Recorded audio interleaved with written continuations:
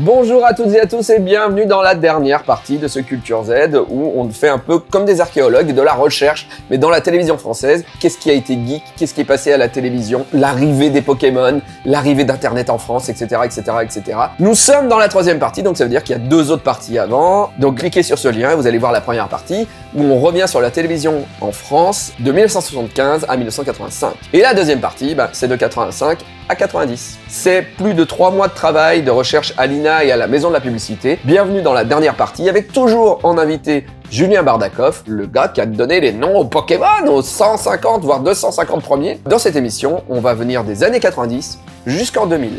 Voilà. Donc il y a les Pokémon qui arrivent. Et aussi les Tamagotchi.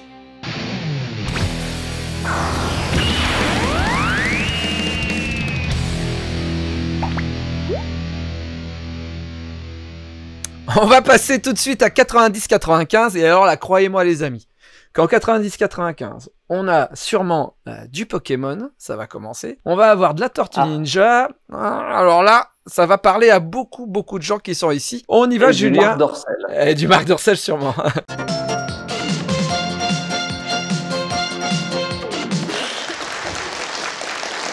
Madame, mademoiselle, monsieur, bonsoir. Il s'agit d'une carte très simple qu'on achète, qui est prépayée, qu'on consomme et qu'on jette. Et le succès éclata, 2 millions de cartes en 85, 8 en 86, 17 en 87. Les Français l'adoptent avec la pub, les collectionneurs, le mot dans le dictionnaire aujourd'hui. Et ce petit bout de plastique n'a pas changé. Les films pour Noël, en voici encore un, ça s'appelle Les Tortues Ninja. Aucun doute, elles ont débarqué, dans la capitale qui plus est. Leur cible, les kids, les enfants. Cris de désespoir des mamans. Ce sont les Tortues Ninja? Mon Dieu! Aussitôt, c'est l'émeute. Après E.T. et les Gremlins, voici la dernière trouvaille venue des States en action. C'est affreux, c'est pas beau! C'est horrible! Alors que le film Tortue Ninja n'était pas encore sorti, ils avaient déjà vendu des milliers d'articles dérivés du long métrage. Dans les cours de récré, les gamins ne parlent que de ces drôles de petites bêtes, et en cette fin d'année, ils demandent tous la même chose au Père Noël.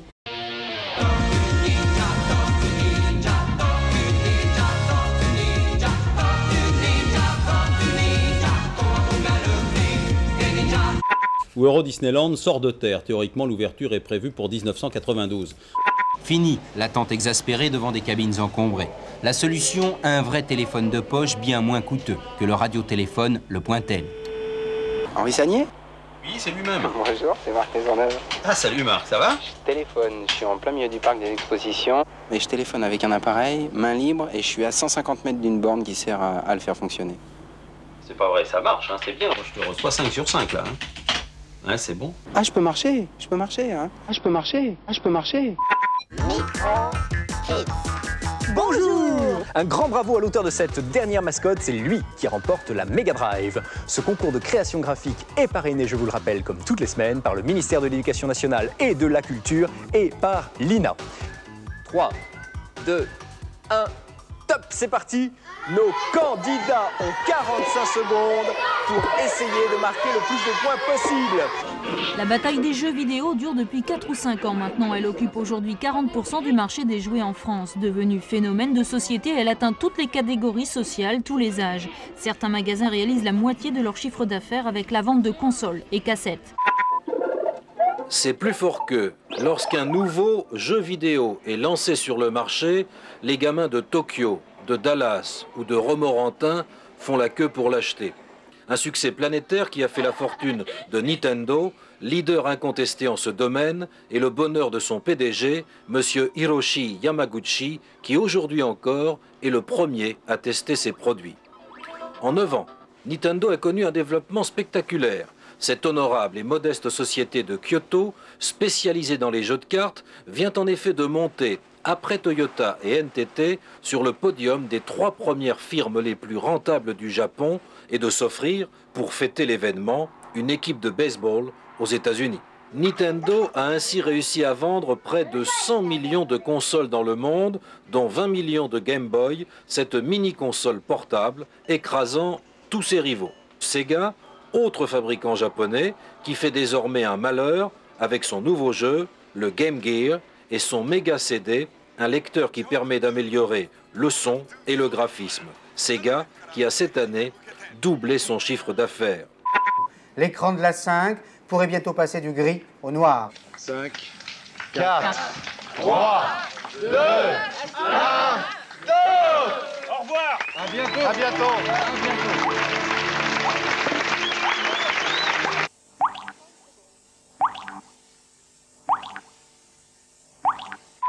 Vous en parlez, c'est vrai souvent, il s'agit d'Hélène et les garçons, 6,5 millions de téléspectateurs tous les soirs sur TF1, un véritable phénomène de société. C'est génial en fait, parce qu'ils sont tous beaux en plus les garçons, alors on n'en peut plus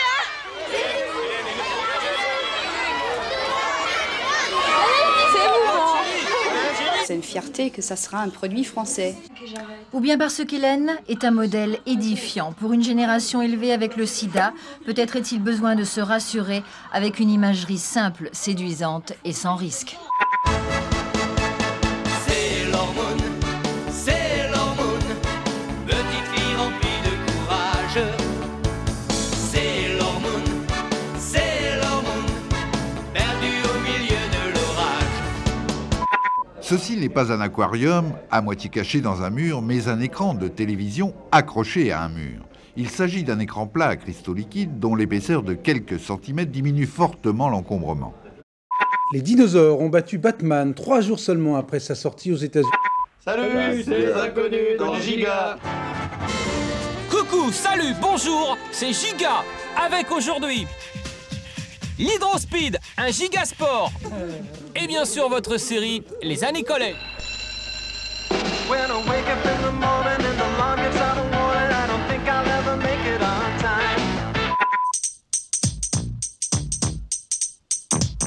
Now this is a story all about how my life got flipped, turned upside down, and I'd like to take a minute, just sit right there. I'll tell you how I became the prince of a town called Bel Air.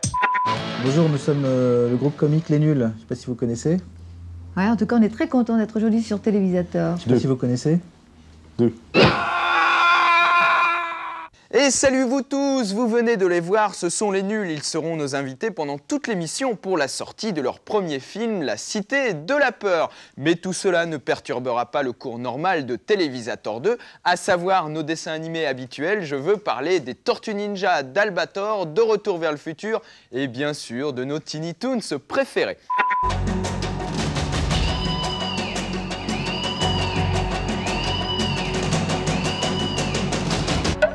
Salut à tous et d'abord bonne année au nom de toute l'équipe de C'est pas sorcier qui pour ce premier numéro de 1994 vous a concocté une émission spéciale, un voyage dans les coulisses les plus spectaculaires de la recherche scientifique. Une première pour nous, sous la neige, et pour vous aussi qui valait probablement le détour.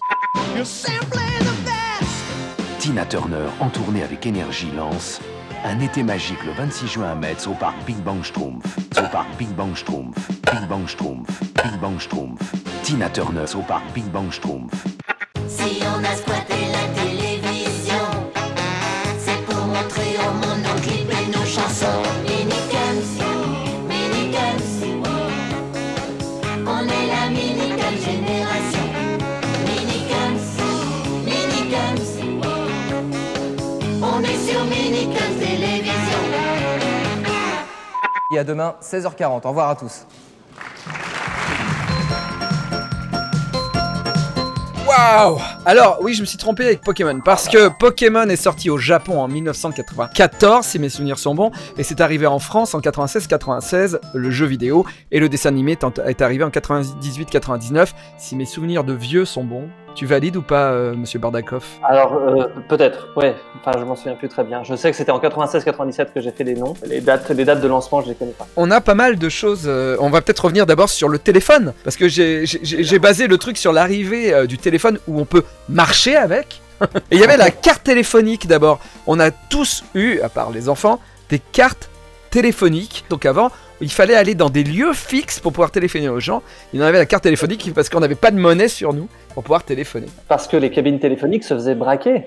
Avant, elles marchaient à pièces et les gens cassaient les machines et ils prenaient les pièces. Tout à fait. Il y a eu un message public dans les BD, je me souviens à l'époque, dans Fluide Glacial, dans Margerin, il avait fait des dessins en disant « Casser des machines téléphoniques, c'est pas cool ». Et donc, ça n'a pas marché et ils ont trouvé un système pour mettre des cartes pour plus qu'on les braque, tu vois. Putain, je savais pas du tout ça. Les cabines téléphoniques, ça parle pas à grand monde aujourd'hui. Non. Tu les vois dans des films et les gens se disent, même tous les films d'espionnage où les gens n'ont pas de portable, les gens se disent mais pourquoi il appelle pas?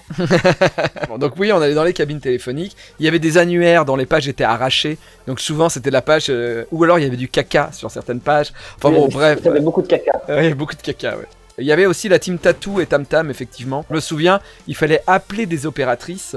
Et forcément, on avait un pote qui avait un Tam Tam. Le truc, c'était de dire des trucs à l'opératrice. Elle écrivait et elle devait répéter pour que tu valides. Donc tu disais, viens à la maison. Elle disait, viens à la maison. Je te sucerai la queue. Et là, t'entendais la femme qui faisait genre, sucerai la queue. C'est bien ça, monsieur? Vous validez? Oui, je valide. Vous pouvez répéter la phrase pour être sûr.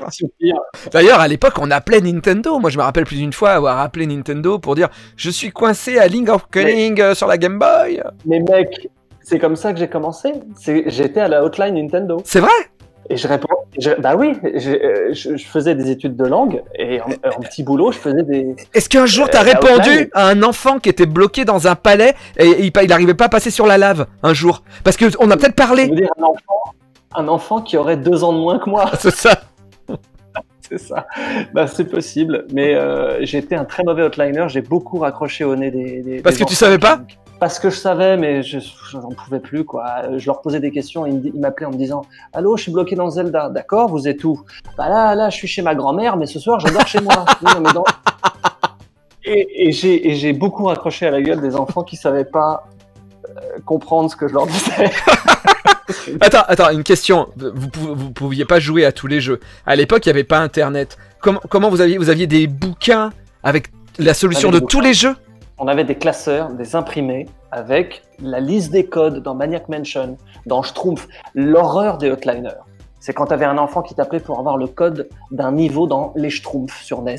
Le code faisait 1 page. Et il fallait dicter...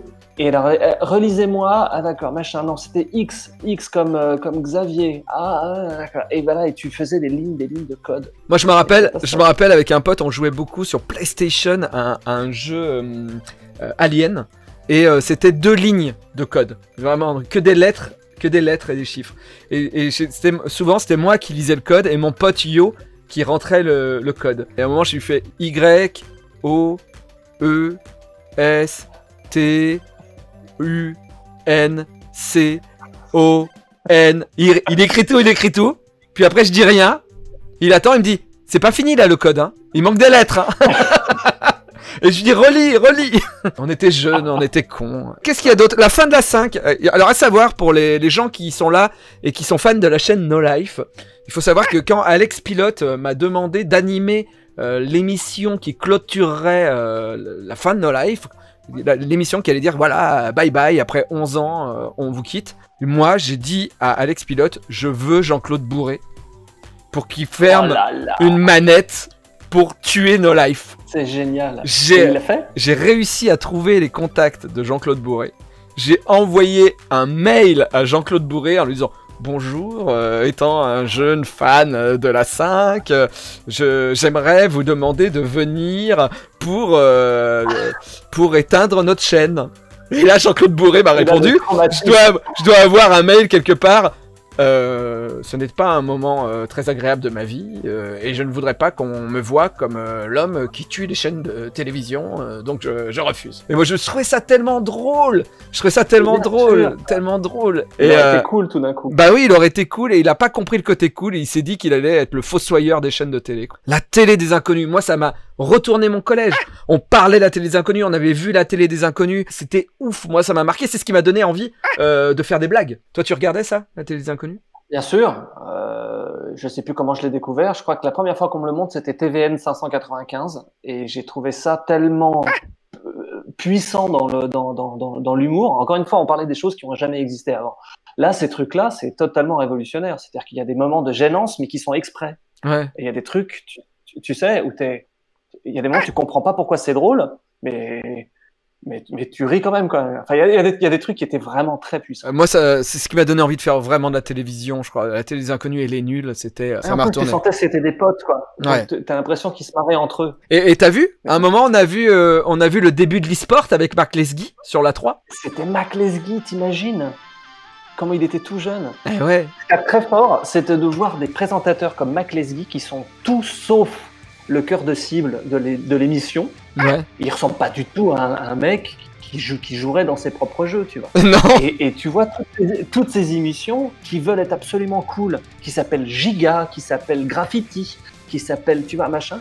Et tu sens que des vieux derrière qui se disent, ouais, Minicums, voilà, faut dire un truc en verlan là, tu vois, c'est ça. Alors qu'ils comprennent même pas ce qu'ils vendent, quoi. Ouais, je suis d'accord. Tu sens que c'est en décalage avec le public, quoi. Comme toujours, hein, ça a toujours été ça, la télévision. Parlons d'Hélène et les garçons. Un truc incroyable. Azoulay décide que les dessins animés japonais coûtent trop cher et il se dit qu'il va continuer, il va se faire plus de pognon. Donc pour faire plus de pognon, il se dit, et si je fabriquais mes propres dessins animés? Sauf que les dessins animés, ça coûte cher. Donc à un moment, il se dit, bah, je vais faire du live, je vais faire de la série, vu que ça a l'air de marcher. Il avait importé 21 Jump Street, il avait importé Alerte à Malibu, et il s'est dit, bah, ça fonctionne. Donc il s'est dit, je vais me caler sur ces super productions, et je vais faire Salut les musclés. Ce qui est en termes d'action et de jeu à peu près la même chose qu'Alerte à Malibu. Bizarrement, ça fonctionne. Salut les musclés fait des petits, ça donne Premier Baiser, et Premier Baiser donne Hélène et les garçons. Et là, Hélène et les garçons, c'est l'explosion, et c'est un truc fou, c'est que Hélène et les garçons s'est retrouvé quand même à 19h, 19h30, qui est un taux d'écoute hallucinant à l'époque en France, sur TF1, et le mec met des épisodes tous les soirs d'un truc complètement misogyne, complètement passéiste, mal joué, etc. Et c'est un succès hallucinant. Regardez, c'était à Cannes, les images qu'on a vues, les gamins deviennent ouf devant Hélène. Le Club Dorothée sort des magazines et à l'intérieur, ils mettent leur propre série. Je veux dire, c'est quand même Hélène et les garçons en roman photo. Le mec, il a pris des photos de sa télé, il a mis des bulles écrites à la main et il te revend ça, quoi. Et où il réécrit l'épisode, en fait. C'est-à-dire que c'est le recyclage. C'est le recyclage complet. À fond la caisse. Et là où il se dit qu'il va se faire un maximum de pognon, d'accord, parce que normalement, faire du dessin animé, ça coûte moins cher que de faire du film, parce que les comédiens prennent des sous, c'est qu'il prend des comédiens qui sont pas comédiens, qui sont pas vraiment des comédiens, qui sont pas comédiens, des scénaristes qui sont pas des scénaristes. C'est-à-dire, en gros, c'est lui qui a écrit. Lui, c'est lui. Jean-François Pourri.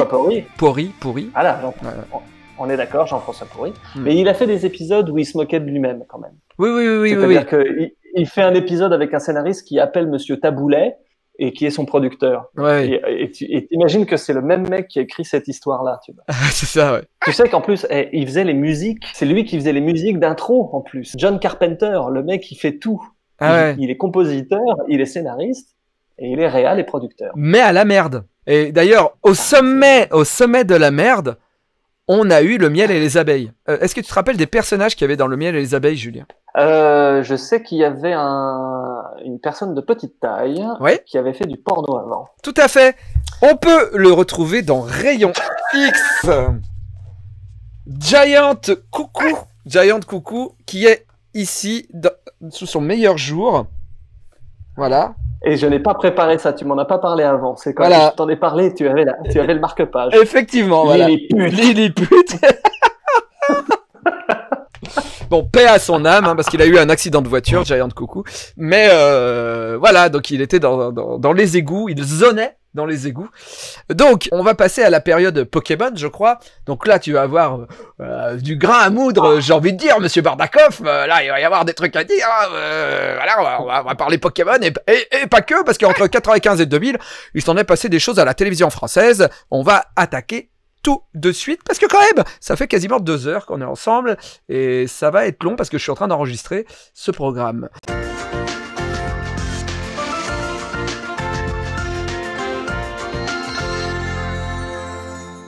Bonjour à toutes, bonjour à tous. Le 18 octobre 1996, à minuit, la numérotation passera donc partout en France de 8 à 10 chiffres. Pas d'inquiétude pourtant, le système est fort simple et chacun gardera son actuel numéro. La France sera découpée en 5 grandes zones, avec à chacune 2 chiffres attribués de 0,1 à 0,5. Trop de décibels. Trop de décibels, les baladeurs peuvent aller jusqu'à 125, or le seuil de risque commence à 80. Entre les deux, les députés ont fixé à 100 décibels la puissance maximale. Chaque Walkman aura en outre sa petite étiquette. Pour preuve que tout va bien, le géant Sony a déjà vendu depuis un an plus de 5 millions de consoles PlayStation dans le monde, avec des jeux sur CD-ROM plutôt destinés aux jeunes adultes. Aujourd'hui, on s'est aperçu que la majorité des gens qui avaient une PlayStation, c'était des gens qui avaient plutôt entre 15 et 25 ans. Donc contrairement à la cible des jeux vidéo. Pour Sony et sa PlayStation, une nouvelle mascotte fait donc son entrée. Chez Sega aussi, avec en plus la possibilité de se connecter sur Internet à partir de la console Saturn. Reste le stand Nintendo, où le père du célèbre Mario Bros lui-même vient présenter la nouvelle console Ultra 64. Une nouvelle génération de consoles que l'on verra apparaître en France avec un peu de chance pour Noël prochain. Quand c'est le gong, mettez-on, fait un bond sur la planète Donkey Kong. Yeah. Quand c'est le gong, mettez-on, fait un bond sur la planète Donkey Kong. On n'arrive pas vraiment à y croire, mais c'est vraiment de l'info. Ce phénomène Tamagotchi, ou Tamagotchi exactement, existe bien. Regardez le reportage de Sophie. Je vous l'accorde, la tenue peut paraître pour le moins étrange pour des nounous. Mais il faut dire que dans leur landau point de bébé, à la place on trouve d'adorables petits Tamagotchi. En clair, voici donc le premier animal de compagnie virtuel. L'engouement pour le Tamagotchi est tel qu'en quelques mois, il s'en est vendu plus de 7 millions à travers le monde. Ainsi, dans son pays d'origine, le Japon, les files d'attente n'en finissent plus devant des magasins en rupture de stock et du coup, son prix est même passé de 100 à 3000 francs au marché noir. Vous l'avez compris, le Tamagotchi risque bien de devenir le nouveau jouet à la mode. Mais certains parents se demandent déjà si tout cela est bien raisonnable. Pour les enfants qui, au départ, effectivement, ont été carencés, qui, au départ, sont en situation de manque affectif, il peut y avoir un effet de leurre et, je dirais, quelque chose qui rappelle une relation de dépendance, une relation d'addiction. Quelques phénomènes font ponctuellement surface. Un engouement scatologique sans pareil il y a quelques années pour les crados. Puis vint la Pogmania. Les Pogs firent fureur quelques mois. Ils s'offrirent même le luxe de faire chuter la vente de billes de 30% en 95. Puis ils disparurent aussi brusquement qu'ils étaient apparus. Il en fut de même pour les Tamagotchi, petits animaux électroniques. Ils furent très vite interdits dans les cours de récréation. Il y avait des garçons qui n'obéissaient pas, alors ils prenaient des choses et les confisquaient. Ainsi vont et viennent les modes sans que l'on sache exactement pourquoi. L'année dernière fut une année yo-yo. Tout le monde en avait. Je n'avais jamais eu un, alors je voulais savoir ce que ça faisait. La Haute-Savoie s'affiche sur Internet, les autoroutes de l'information, comme outil de promotion du premier département touristique français. C'est une première. 40 millions d'abonnés à travers le monde pourront ainsi disposer de l'équivalent d'un livre de 200 pages. Et la grande nouveauté, c'est le débarquement des désormais incontournables Spice Girls sur PlayStation. Vous pouvez changer tous leurs mouvements, vous pouvez mixer le son, modifier la chorégraphie. En fait, vous pouvez faire ce que vous voulez avec les Spice Girls. À 2 pas de la bourse et de l'agence France Presse, voici le café le plus branché. À la carte, soda, sandwich et Internet. Ici, on embarque pour un voyage virtuel tarifé, 60 francs de l'heure du village global. Et on trouve tout, absolument tout. Aussi bien le dernier disque de Madonna et les clips vidéo en avant-première, aussi bien que les ordinateurs de la Maison Blanche pour visiter les lieux, poser des questions à Bill Clinton, il paraît qu'il répond. Tourisme culturel à la carte, je clique sur l'Australie et je visite à Adélaïde un somptueux musée de l'art aborigène. Dans sa chambre, Nicolas écoute de la musique, en toute illégalité. Alors ça, c'est un CD gravé des meilleurs morceaux de Francis Cabrel. Ça vient d'Internet, qualité CD, gratuit. 1 millier de CD audio et jeux vidéo contrefaits ont été saisis dimanche par les gendarmes de Marseille sur un marché aux puces du 15e arrondissement.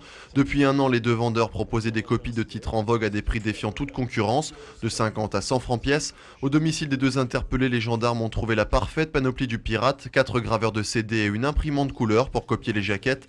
Si les deux faussaires ont choisi de copier des jeux vidéo, c'est parce que le marché est très important, notamment pour cette console de marque japonaise qui accepte les jeux piratés à condition de lui ajouter une puce électronique.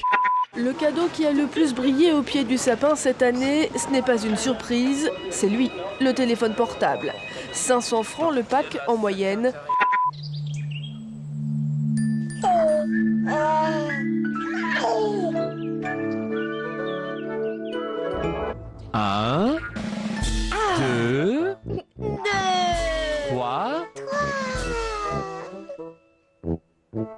4.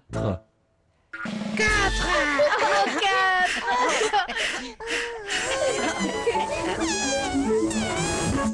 Sucre, des épices et des tas de bonnes choses. Tels étaient au départ les ingrédients choisis pour créer des petites filles parfaites. Mais accidentellement, le professeur Utonium ajoute un autre ingrédient à cette mixture, l'agent chimique X. C'est ainsi que naquirent les super nanas dotées de super pouvoirs. Belles, bulles et rebelles. Pas de course de dernière minute cette année pour Anna. Les jouets pour son fils de 3 ans, elle les a tous commandés sur le web. De nombreux sites ont vu le jour ces derniers mois et pour un prix quasiment identique à celui pratiqué en grande distribution, l'internaute peut remplir sa hotte. La saga de George Lucas doit sortir le 19 mai prochain aux États-Unis. Déjà, des fanatiques font le siège d'un cinéma d'Hollywood pour obtenir avant tout le monde leur ticket. Déchaînés, enthousiastes, les fans de George Lucas n'ont pas dormi de la nuit. À New York, sur la côte Est, la première séance a commencé à minuit 10 et depuis, la menace fantôme ne cesse d'envahir l'Amérique. Au 1er janvier 2000, Action Man vous préviendra. Le jouet préféré des petits garçons leur montrera la voie vers le 3e millénaire. Le jeu vedette des 10 prochaines années, le voici. Ce sont les Pokémon. Un univers de jeu complètement fou et extrêmement compliqué. Au départ, c'est un jeu vidéo basique, mais ensuite, pour continuer à jouer, il faut aller vers les autres. Jouer aux cartes, créer de nouveaux Pokémon, les élever, les entraîner et ensuite les accoupler. David, on vous retrouve la fois prochaine. Oui, merci à toutes et à tous. Bonne fin d'après-midi sur France 2. Ah, accoupler des Pokémon. C'est la meilleure partie du jeu finalement. Avant qu'on parle des Pokémon, on revient rapidement sur le téléphone à 10 chiffres. Et oui, avant il y avait, donc on avait 8 chiffres pour les téléphones. Et ils ont rajouté le côté région, donc 04, 03, 02, 01 au début. Mais moi je me souviens même du moment où il y en avait 7 de chiffres. Ton numéro de téléphone de chez toi, c'est celui qui te restera toute ta vie, et moi, il est à 7 chiffres. Oui. À l'époque, on te disait, apprends-le par cœur, apprends-le par cœur. Je vais l'appeler. Ouais. Oui, parce qu'on va t'enlever et on va te mettre dans une camionnette. Ouais, souviens-t'en. Souviens-t'en. Donc, les Tamagotchi. Moi, j'étais déjà à la mairie d'Annonay, je travaillais quand j'avais mon Tamagotchi. T'en as eu un toi aussi, je suppose? Je travaillais à la hotline Nintendo, on avait tous notre Tamagotchi. Et c'était Bandai qui distribuait ça, donc c'était un peu joint avec Nintendo. Donc on entendait un petit peu les bruits de couloir de la production et de la distribution de ces trucs-là. Et j'avais entendu que on gagnait pas d'argent. Enfin, le Bandai ne gagnait pas d'argent sur ça, parce que c'était un produit d'appel. Parce que les gens venaient dans le magasin pour acheter un Tamagotchi, c'était obligé, c'est un produit d'appel pour vendre d'autres choses. Donc c'était pratiquement du dumping. Ah ouais, d'accord, je savais pas du tout. Voilà, une petite pépite d'information. Et en parlant d'information, les autoroutes de l'information, est-ce que t'es pour qu'on garde ce nom et qu'on enlève Internet ou pas? Non. Non. Et Nicolas, qui écoute de la musique illégalement dans sa chambre, t'en penses quoi? On lui envoie la police? Il avait une bonne touch de rebelle avec la chemise dans le pantalon. On sentait le type en marge. Ouais, bah attends, il volait du Cabrel et du Céline Dion, donc je veux dire, à un moment, on peut pas... du Cabrel.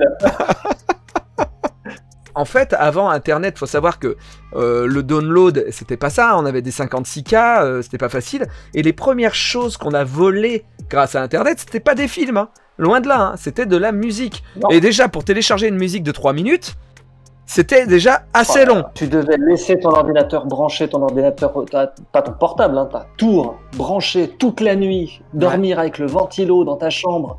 Et pour que le lendemain matin, tu te rendes compte que ça a planté. Tout à fait. On a parlé des jeux pirates. Moi je me rappelle à Tournon-sur-Rhône.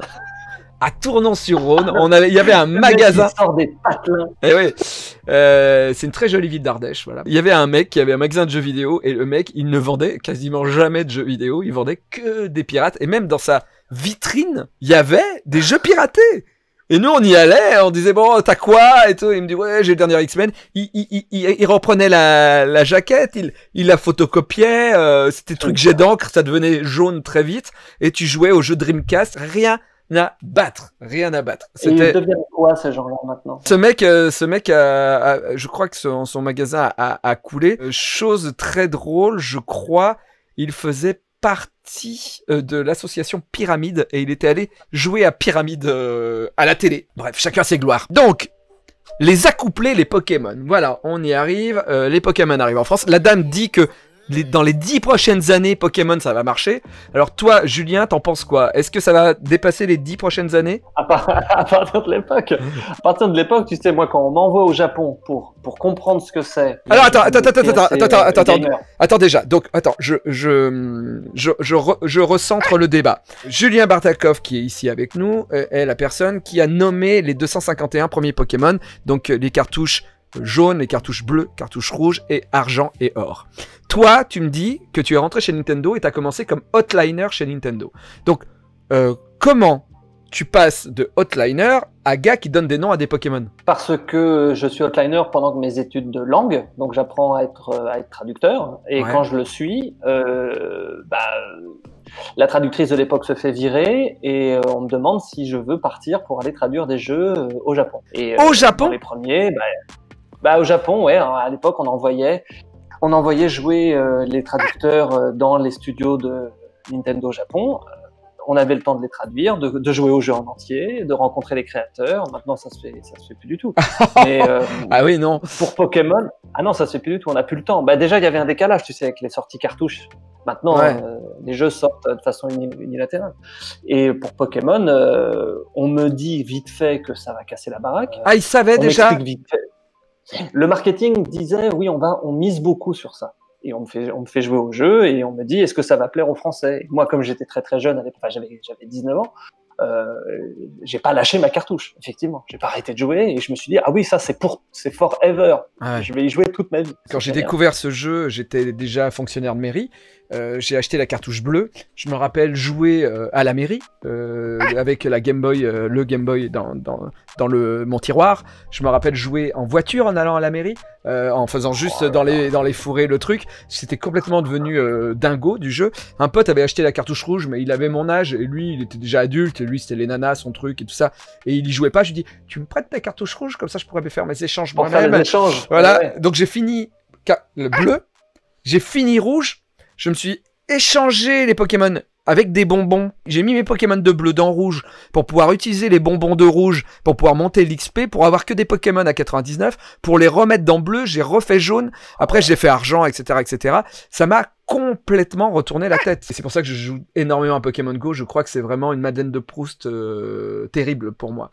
T'as un petit souvenir sur un Pokémon où t'as dû te battre pour faire passer un nom, un jeu de mots, un truc qui était un peu dur? Alors, Bulbizob, mais un truc où je me suis battu et j'ai pas eu gain de cause, ou j'ai eu gain de cause et je me suis battu et j'ai eu gain de cause. Ou pas gain de cause? Oh, je sais plus.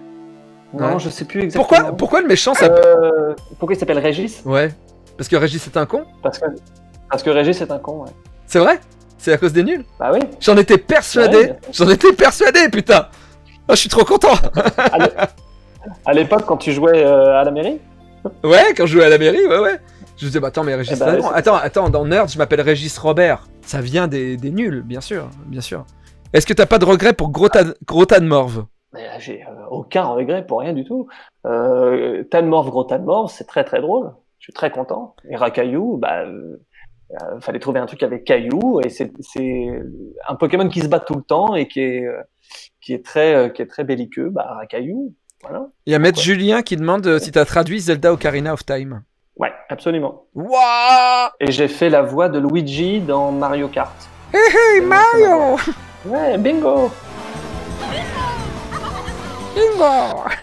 Ocarina of Time, je me suis battu pour avoir un truc, pour changer quelque chose. Oui, là, je me suis battu un truc, parce que l'arbre Mojo, et les bâtons Mojo, et les noix Mojo, en japonais, c'est Deku. C'est D-E-K-U.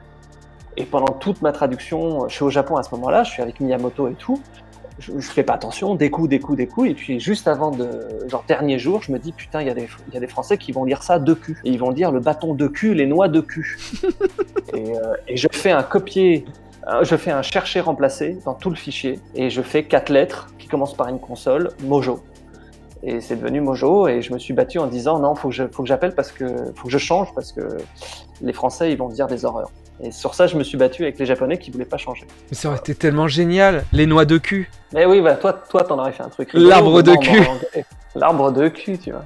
Rentre, Link. Rentre dans l'arbre de cul.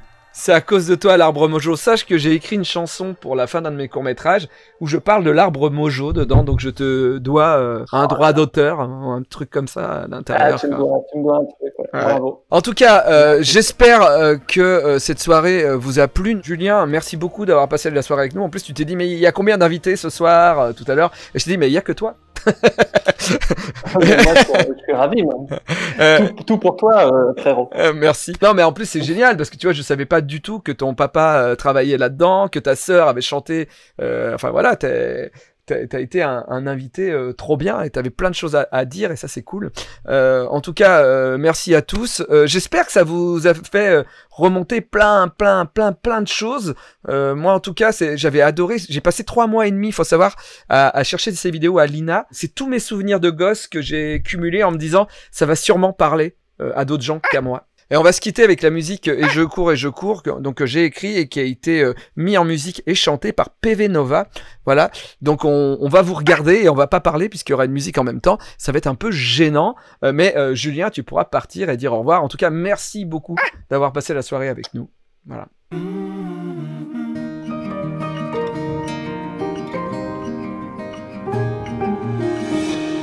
Alice reste au pays des merveilles, Peter au pays des enfants perdus. Passe le temps où je m'émerveille, son vol a fini d'être suspendu. Trompez pas mon propre corps, les premiers poils sont apparus. J'ai grandi sans mon accord, je suis adulte à mon insu. Depuis qu'il est grand, mon corps est tout le temps malade. Syndrome de Peter Pan, lucide sans en être capable. Je me raccroche aux branches de l'arbre mojo, en m'oubliant sur des planches et dans les jeux vidéo. Et je cours, mais je pèse tellement lourd. Et je cours.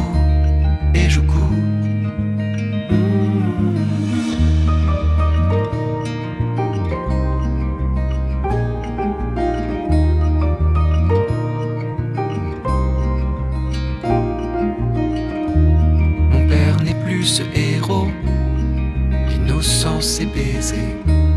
À la place de Zorro, un Don Diego névrosé.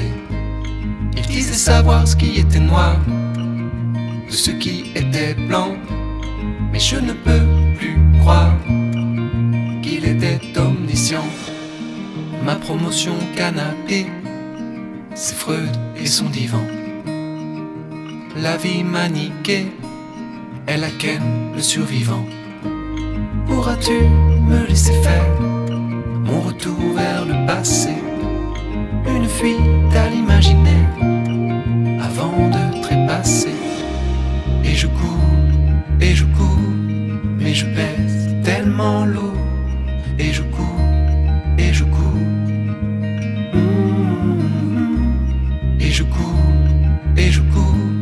mais je pèse tellement lourd. Et je cours.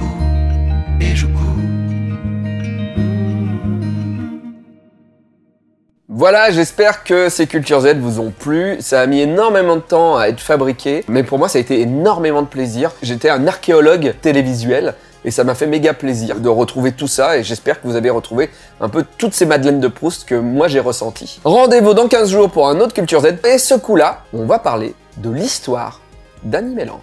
Et comme on est en confinement, et ben Culture Z se retrouve sur Twitch, donc voici mon adresse Twitch. De temps en temps, je ferai de la pub sur Instagram ou sur Twitter, et vous pourrez venir pour voir en live la fabrication de ces Culture Z. A très bientôt, merci, pensez Tipeee.